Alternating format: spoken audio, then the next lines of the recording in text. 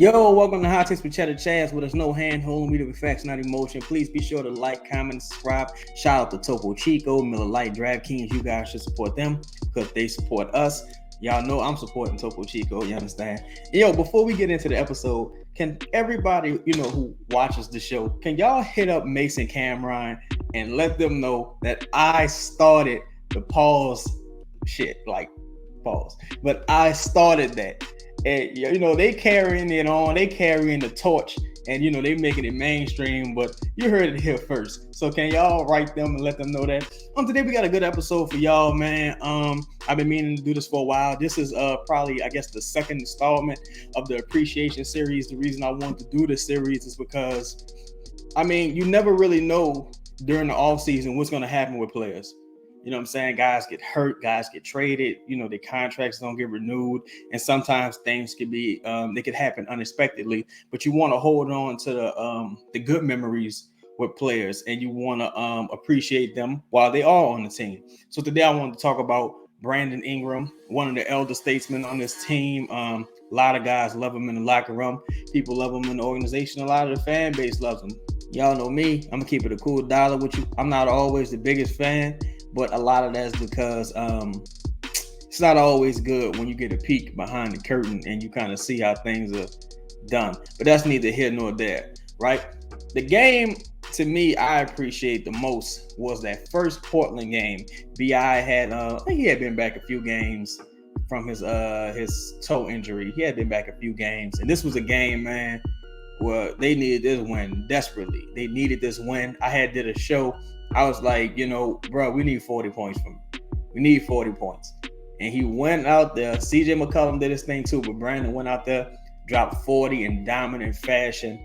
I'm saying, and this was when the Portland Trailblazers were still trying. This is right before Portland pulled the plug and gave up.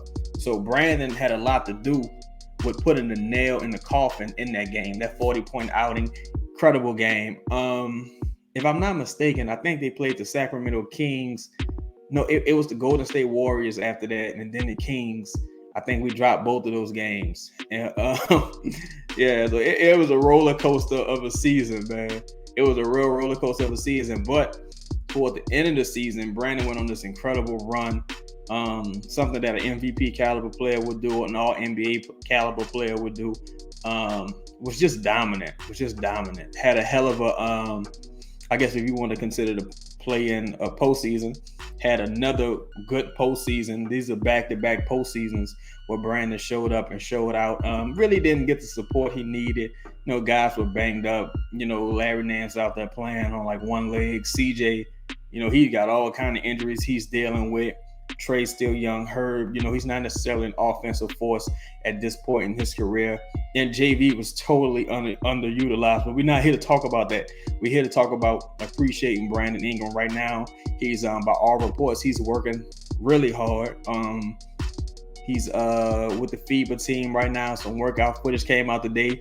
You see Devontae Graham. He came out and let me show you how karma works. Let me show you how karma works with Devontae Graham. Devontae Graham was on Paul George's show.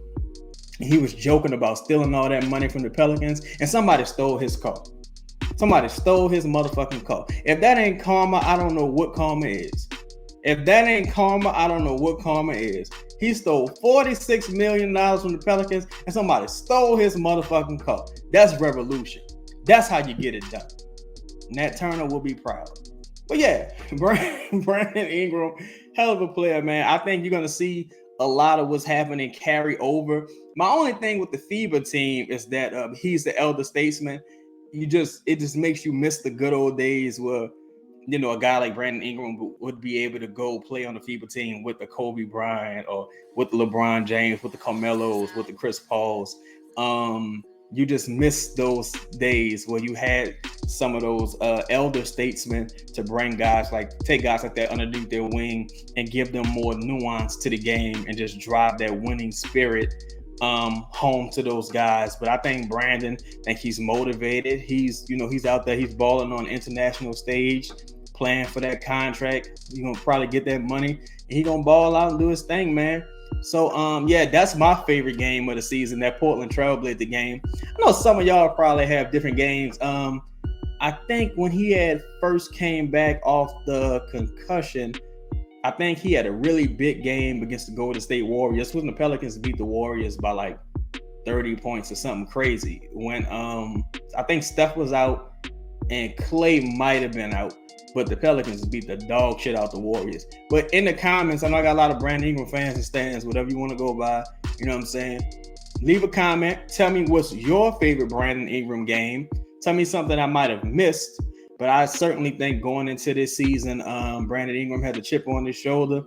I know you saw Jaylen Brown get that contract. And last time a player who people were kind of what's the good word? People were kind of in disagreement about getting a large contract. Brandon took that personally. Like when Ben Simmons got paid, Brandon Ingram was like, nah, Ben Simmons is not better than me. I'm about to go out there and show the world that I deserve this money. Now Jaylen Brown getting paid, all those guys were in the same draft class. I'm sure Brandon Ingram's going to take that personally, and he's going to go out with a chip on his shoulder. He's going to try to show, yo, I deserve that money too. So we shall see. But be sure to like, comment, and subscribe, hit the bell notification, leave a comment. Let me know what game I missed. What was your favorite Brandon Ingram moment from the season? And let's talk about it. I'm out. Peace. This podcast is sponsored by the Birdsall Law Firm, the official injury lawyers of Boot Krewe Media, located at 918 Porter Street by the Superdome. Give them a call at 504-523-5413 if you or someone you know has been involved in an accident. And be sure to mention we sent you. Birdsall Law Firm, the official injury lawyers of Boot Krewe Media.